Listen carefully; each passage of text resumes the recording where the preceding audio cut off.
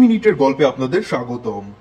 সাল 1944 দ্বিতীয় বিশ্বযুদ্ধের সময় জার্মানি প্রায় পোল্যান্ডকে দখল করে নিয়েই ছিল। সেখানে একটি জিউস লোকদের বস্তি ছিল। বস্তিটি চারদিক থেকে দেওয়াল দিয়ে ঘেরা ছিল। বস্তির লোকজন জানতোই না যে তখন বাইরের পৃথিবীতে কি ঘটছিল। মূলত এখানে জিউস লোকদেরকে বন্দী করে রাখা হয়েছিল।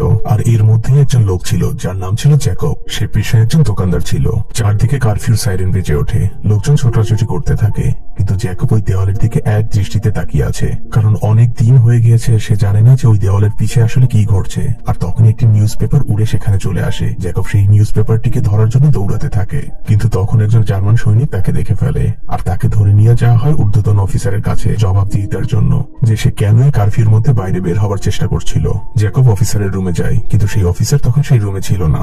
তখন জ্যাকব একটি রেডিও দেখতে পায়। তখন রেডিও থেকে ভেসে আসছিল রাশিয়ান সৈনিকরা পোল্যান্ড বর্ডার থেকে খুব কাছাকাছি অবস্থান করছে, তারা মাত্র 400 কিলোমিটার দূরে। এরই মধ্যে সেই অফিসার সেখানে চলে আসে। সে জ্যাকবকে জিজ্ঞেস করে যে তুমি কেন এখানে এসেছো। জ্যাকব অফিসারকে বলে যে সৈনিক ভেবেছিল যে আমি কারফিউ রুল ব্রেক করেছি, কিন্তু আমি আসলে 8টার আগেই এখানে চলে এসেছি। তখন অফিসারও ওই ঘড়ির দিকে তাকায়, সেও দেখতে পায় যে আসলে 8টা বাজেনি, তাই সে জ্যাকবকে চলে যেতে বলে। কিন্তু জ্যাকব যখন অফিসারের রুম থেকে বের হয় তখন অনেক লেট হয়ে গিয়েছে। তার বস্তির মেইন গেটটি তখন সৈনিকরা বন্ধ করে দিয়েছিল, তাই জ্যাকব সেখানে ফেসে যায়। জ্যাকব কোনো উপায় না পেয়ে পাশেরই একটি রেল স্টেশনে আশ্রয় নেয়। সেখানে জ্যাকব আরেকটি ছোট্ট জিউস বাচ্চাকে দেখতে পায়, যার মাকে জার্মান সৈনিকরা অনেক আগেই ধরে নিয়ে গিয়েছিল, আর সে এখানে লুকিয়েছিল।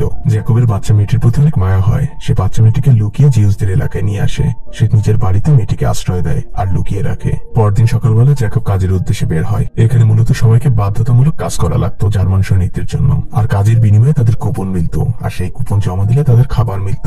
কিন্তু সেই খাবারও ছিল খুবই সামান্য পরিমাণের। এখানে থাকা প্রত্যেকটি জিউস লোক ছিল একদম হতাশাগ্রস্ত। জ্যাকব যখন কাজে যায় তখন সে দেখতে পায় মিশ্রা নামক এক ব্যক্তিকে। সে সেই ক্যাম্প থেকে পালানোর জন্য মাটি খুঁড়ছিল। তখন জ্যাকব তাকে বাধা দেয়। জ্যাকব তাকে বুঝায় যে বাইরের পৃথিবী আরো কঠিন, তুমি এখানেই থেকে যাও। লোকটি কোনোভাবেই জ্যাকবের কথা শুনছিল না। তখন জ্যাকব তাকে বলে যে আমি রেডিওতে শুনেছি রাশিয়ান সৈনিকরা মাত্র 400 কিলোমিটার দূরে রয়েছে এখান থেকে, তারা যে কোনো মুহূর্তে আক্রমণ করে আমাদের মুক্ত করে নিয়ে যাবে। এই কথা শুনে মিশ্রা নামক লোকটি কিছুটা ভরসা পায়। সে জ্যাকবের কথাকে বিশ্বাস করে। জার্মান একজন সৈনিক সেখানে চলে আসে। সে মিশ্রাকে মারতে থাকে, কিন্তু মিশ্রার মুখে তখনও হাসি থাকে, কারণ মিশ্রার মনের মধ্যে একটি আশার আলোক জেগে উঠেছে যে তারা খুব দ্রুতই মুক্ত হবে। আর লোকটি এটাও ভাবতে থাকে যে জ্যাকবের কাছে শিওর রেডিও রয়েছে। তখনকার সময় রেডিও থাকাটা অনেক বড় একটি ব্যাপার ছিল। সে জ্যাকবকে জিজ্ঞেস করে, জ্যাকব অস্বীকার চায়, কিন্তু মিশ্রা কোনোভাবেই জ্যাকবের কথা মানতে রাজি হয় না। সে ধরেই নেয় যে জ্যাকবের কাছে অবশ্যই রেডিও রয়েছে। মিশ্রা নামক সেই লোকটি ফ্র্যাঙ্ক নামক আরেকটি লোকের কাছে যায়, আর তাকে যে বলতে থাকে যে আমি তোমার মেয়েকে বিয়ে করতে চাই। ফ্র্যাঙ্ক এটা শুনে কিছুটা অপ্রস্তুত হয়ে যায়। সে মিশ্রাকে বলে যে এখন যুদ্ধের সময় আর আমরা বন্দী অবস্থায় আছি, তুমি এই বিপদের মধ্যে কিভাবে বিয়ের কথা চিন্তা করতে পারো। তখন মিশ্রা নামক সেই লোকটি ফ্র্যাঙ্ককে বলে রাশিয়ান সৈনিকরা মাত্র 400 কিলোমিটার দূরে রয়েছে এখান থেকে, খুব দ্রুতই আমরা মুক্ত হতে পারবো, কারণ আমার বন্ধু জ্যাকবের কাছে একটি রেডিও রয়েছে। সে রেডিওতে আজই শুনেছে যে খুব দ্রুতই রাশিয়ান সৈনিকরা এখানে এসে পড়বে। আর তখন সেখানে থাকা সবাই খুব অবাক হয়ে যায়, আর তারা বুঝে যায় যে এই ক্যাম্পে কারো না কারো কাছে রেডিও রয়েছে। কিন্তু সেই সময় রেডিও রাখাটা ছিল অনেক বড় অপরাধ। যার কাছে রেডিও পাওয়া যেত তার একমাত্র শাস্তি ছিল মৃত্যুদণ্ড। তখন ফ্র্যাঙ্ক নামক লোকটি খুব হয়রান হয়ে যায়, কারণ তার কাছে একটি নষ্ট রেডিও ছিল। সে সেটিকে বারবার খুঁজতে থাকে আর ধ্বংস করার চেষ্টা করে, কারণ সে বুঝতে পারছিল জার্মান সৈনিকরা অবশ্যই সেই রেডিওটিকে খুঁজতে আসবে। আর যদি সেই নষ্ট রেডিওটিও তখন পায় তাহলে ফ্র্যাঙ্কেরও মৃত্যুদণ্ড হয়ে যাবে। তাই সে রেডিওটিকে একদম ভেঙে ফেলে। পরদিন সকালে যখন জ্যাকব আবারও কাজের উদ্দেশ্যে বেরোয় তখন আশেপাশে সবাই তার সাথে কথা বলতে চায়। সবাই তাকে জিজ্ঞেস করতে থাকে যুদ্ধের কি অবস্থা, রাশিয়ানরা কবে আমাদের এখানে আক্রমণ করবে, আর আমরা কবে মুক্ত হব। সবার মনের মধ্যে একটি আশাবাদ ছিল। জ্যাকব তাদের বোঝানোর চেষ্টা করতো যে আমার কাছে কোনো রেডিও নেই, আমি ওইদিন মিথ্যে বলেছিলাম। কিন্তু তারপরও আশাবাদী মানুষগুলো জ্যাকবের কথা বিশ্বাস করতো না। তারা ধরেই নিয়েছিল যে জ্যাকবের কাছে অবশ্যই কোনো না কোনো রেডিও রয়েছে। সবাই বারবার জ্যাকবের কাছে যুদ্ধের খবর জানতে চাইলে জ্যাকব একটা সময় বিরক্ত হয়ে যায়। জ্যাকব তখন কিছুটা বিরক্ত হয়েই বলে যে আমি গতকালকে রেডিওতে রাশিয়ান সঙ্গীত শুনেছি। আর মুহূর্তের মধ্যে এই খবরটিও পুরো ক্যাম্পে ছড়িয়ে পড়ে।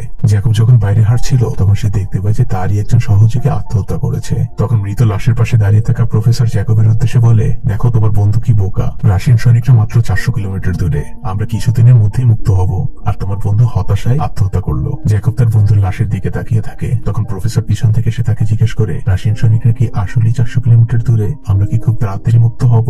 জ্যাকব তখন কিছুক্ষণ চুপ করে থাকে। তারপর সে উত্তর দেয় যে হ্যাঁ, রাশিয়ান সৈনিকরা আসলেই 400 কিলোমিটার দূরে, আর আমরা খুব দ্রুতই এখান থেকে মুক্ত হয়ে যাব। কারণ জ্যাকব বুঝতে পেরেছিল এখানে প্রত্যেকটা মানুষই খুবই হতাশাগ্রস্ত, কেউ আর বাঁচতেই চাচ্ছিল না। কিন্তু জ্যাকবের বলা এই মিথ্যে কথা তাদের মনে বেঁচে থাকার নতুন করে আশা জাগিয়েছিল। তাই এরপর থেকে জ্যাকব ইচ্ছে করে সবাইকে মন গড়া নিউজ শোনাতে থাকে। থাকে। জ্যাকব বলতে থাকে যে জার্মান সৈনিকরা আরো কাছাকাছি চলে এসেছে, তারা খুব দ্রুতই আমাদের এখানে আক্রমণ করবে আর আমাদেরকে মুক্ত করে নিয়ে যাবে। আর এই খবর ওই ক্যাম্পে থাকা প্রত্যেকটি মানুষকে এতটা খুশি করেছিল, পুরো ক্যাম্প জুড়ে খুশির বাতাস বইতে থাকে আর আশার আলো দেখতে পায় প্রত্যেকটি মানুষ। এদিকে জ্যাকবের বাসায় থাকা বাচ্চা মেয়েটি অসুস্থ হয়ে পড়ে, তাই জ্যাকব যায় স্থানীয় ডাক্তারের কাছে। ডাক্তার জ্যাকবকে দেখে বলে যে আমার কাছে কোনো ওষুধই নেই, আমার কাছে শুধু একটা ওষুধই আছে, সেটা হচ্ছে তোমার দেওয়া নিউজগুলো। এরপরেও ডাক্তার জ্যাকবের সাথে তার বাড়ি যেতে রাজি হয়। অন্যদিকে দেখা যায় ফ্রাঙ্ক নামক সেই লোকটি এবং তার সাথীরা মিলে চিন্তা করছে জ্যাকব এবং মিশা মিলে হয়তো আলাদা গ্রুপ করছে, তারা জার্মান সৈনিকদের বিরুদ্ধে বিদ্রোহ করবে। কিন্তু এটা ফ্রাঙ্ক নামক সেই লোকটি এবং তার সাথীরা চাচ্ছিল না, কারণ এতে করে এখনকার সবার জীবন চলে যেতে পারে। তাই তারা লুকিয়ে জ্যাকবের বাড়িতে চলে যায় রেডিওটাকে খুঁজতে, যাতে করে তারা রেডিওটাকে ধ্বংস করতে পারে। তখন জ্যাকব এবং ডক্টর সেখানে চলে আসে,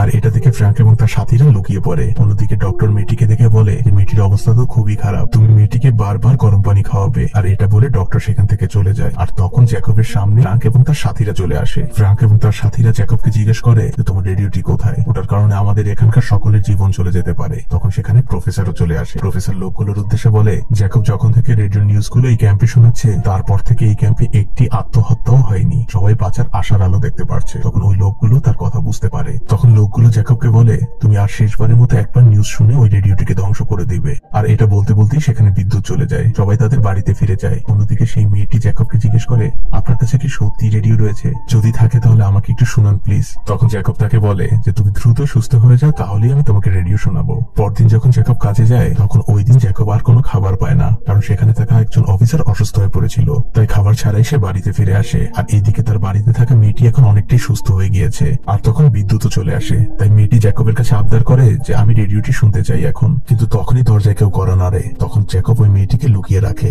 কারণ তখন এভাবে কাউকে ঘরে রাখাটা ছিল জার্মান সৈনিকদের চোখে অনেক বড় অপরাধ, যার শাস্তি ছিল একমাত্র মৃত্যুদণ্ড। জ্যাকব দরজা খোলে আর সে দেখতে পায় মিশ্রা নামক সেই লোকটি এসেছে। সে জ্যাকবের কাছে রেডিও শোনার জন্য এসেছে, কারণ বিদ্যুৎ চলে এসেছে। সে কিছুটা জোর জবরদস্তি করে ঘরে ঢুকে পড়ে, আর সে দেখতে পায় যে ডাইনিং টেবিলের উপরে দুটি প্লেট রাখা, আর সে বুঝে যায় এখানে জ্যাকব ছাড়া আরো একজন আছে। মিশ্রা জ্যাকবকে বলে তুমি এখানে কাউকে লুকাচ্ছ।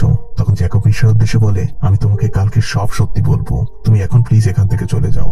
তখন মিশ্রা সেখান থেকে চলে যায়। মিশ্রা চলে যাওয়ার পরে জ্যাকব মেয়েটিকে নিয়ে বেসমেন্টে যায়, আর সেখানে যেয়ে সে মেয়েটিকে একটি চেয়ারে বসায়। আর সে কিছুটা আড়ালে যেয়ে রেডিওর আওয়াজের মতো করে নিজের আওয়াজ করতে থাকে, আর সে মেয়েটিকে বুঝাতে থাকে যে রেডিও বাজছে। আর মেয়েটিও তাই ভাবে। মেয়েটি খুশি হয়ে যায়, আর এরপরে জ্যাকব এবং মেয়েটি ডান্সও করে। পরদিন জ্যাকব বাসা থেকে কিছুটা লুকিয়ে বের হয়। সে সবার কাছ থেকে নিজেকে লুকিয়ে রাখার চেষ্টা করে, কারণ তার কাছে বলার মতো আর কোনো মিথ্যে খবরই নেই। কিন্তু তখন সেখানে থাকা লোকজন নিজেরাই এখন নানা ধরনের নিউজ তৈরি করছিল, আর একে অন্যের সাথে সেই নিউজগুলোকে শেয়ার করছিল। ওখানকার সবাই মিলে একটি মিটিং রাখে প্রফেসরের বাসায়। মিটিংটা ছিল মূলত তাদের মধ্যে থেকে একজন লিডার চুজ করার জন্য। সবাই যে যার ভোট দেয়, আর সব থেকে বেশি ভোট পায় জ্যাকব, আর তার ফলে সে তাদের লিডার হয়। এখন মিশ্রা নামক সেই লোকটিও সেখানে চলে আসে, আর তার কাছে একটি গানও ছিল। সবাই জ্যাকবকে জিজ্ঞেস করে যে এরপরে আমাদের করণীয় কি।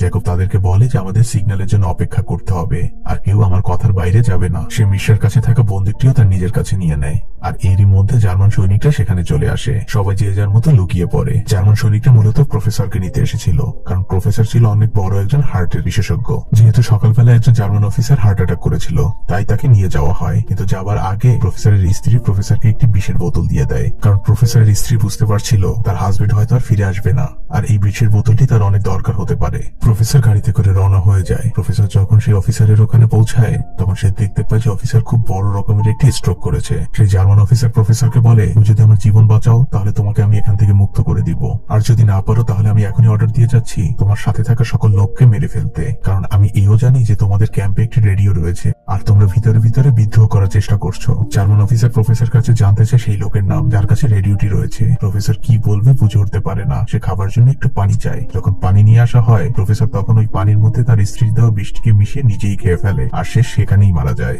এটা দেখে সেই জার্মান অফিসার খুবই রেগে যায়। সে তার সৈনিকদের অর্ডার দেয় যে কোনো মূল্যে ওই রেডিওটিকে খুঁজে বের করার জন্য। সাথে সাথে সৈনিকরা চলে যায় সেই ক্যাম্পে, আর সব জায়গায় তন্ন তন্ন করে রেডিওটিকে খুঁজতে থাকে। আর সৈনিকদের যাদের যাদের উপর সন্দেহ হচ্ছিল প্রত্যেককেই গ্রেপ্তার করে নেয়। আর তারা অ্যানাউন্সমেন্ট করে যে ব্যক্তির কাছে রেডিওটি রয়েছে সে যদি আজ রাতের মধ্যে আত্মসমর্পণ না করে তাহলে যাদেরকে গ্রেপ্তার করা হয়েছে প্রত্যেককেই মেরে ফেলা হবে। আর এই অ্যানাউন্সমেন্ট জ্যাকবও শুনতে পায়। জ্যাকবের কাছে তার এক বন্ধু ছুটে চলে যায়। সে যে জ্যাকবকে জিজ্ঞেস করে তুমি কি সিগন্যাল পেয়েছো, যে সিগন্যালের অপেক্ষা তুমি করছো। তখন জ্যাকব তার বন্ধুকে সবকিছু খুলে বলে যা আমার কাছে কোনো রেডিও নেই, আমি এতদিন সব মিথ্যা বলেছি। জ্যাকবের এই বন্ধু আগেও আত্মহত্যা করার অনেক চেষ্টা করেছিল, কিন্তু জ্যাকবের কাছ থেকে এই সত্য শোনার পরে সে তার নিজের জীবন দিয়ে দেয়। অন্যদিকে জ্যাকবের বাসায় থাকা মেয়েটিও জেনে যায় যে জ্যাকবের কাছে কোনো রেডিও নেই। মেয়েটি জ্যাকবকে বলে, আপনি মিথ্যা বলেছেন ঠিকই, তা আপনি অনেক ভালো একজন মানুষ, আর আমরা সবাই আপনাকে অনেক বিশ্বাস করি। জ্যাকব মেয়েটিকে আদর করে ঘর থেকে বাইরে চলে আসে, আর সে জার্মান সৈনিকদের উদ্দেশ্যে বলতে থাকে, আমি সেই ব্যক্তি যার কাছে রেডিও রয়েছে। আর এরপরে জার্মান সৈনিকরা জ্যাকবকে ধরে সেই অফিসারের কাছে নিয়ে যায়, যে অফিসারের কাছে মুভির শুরুতে সে গিয়েছিল,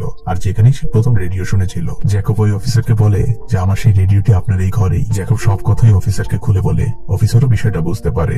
অফিসার জ্যাকবকে বলে যে তোমার সব জিউস লোকদের সামনে যেয়ে বলতে হবে যে তোমার কাছে কোনো রেডিও নেই, তুমি এতদিন যা বলেছো সবই মিথ্যা। জ্যাকব এই কথায় রাজি হয়ে যায়। পরদিন জ্যাকবকে একটি মঞ্চে হাজির করা হয়, কিন্তু জ্যাকব যখন তার চোখের সামনে এতগুলো আশাবাদী মুখ দেখতে পায়, তখন জ্যাকবের মন একদম ঘুরে যায়। সে আর মিথ্যার বিষয়ে কিছু বলে না। সে সবার উদ্দেশ্যে বলে, আমাদের জয় খুব সন্নিকটেই, রাশিয়ানরা খুব দ্রুত এখানে আক্রমণ করবে আর আমাদের চিরদিনের জন্য এখান থেকে মুক্ত করে নিয়ে যাবে। আর এটা শোনা মাত্রই একজন অফিসার জ্যাকবকে গুলি করে সেখানেই মেরে ফেলে।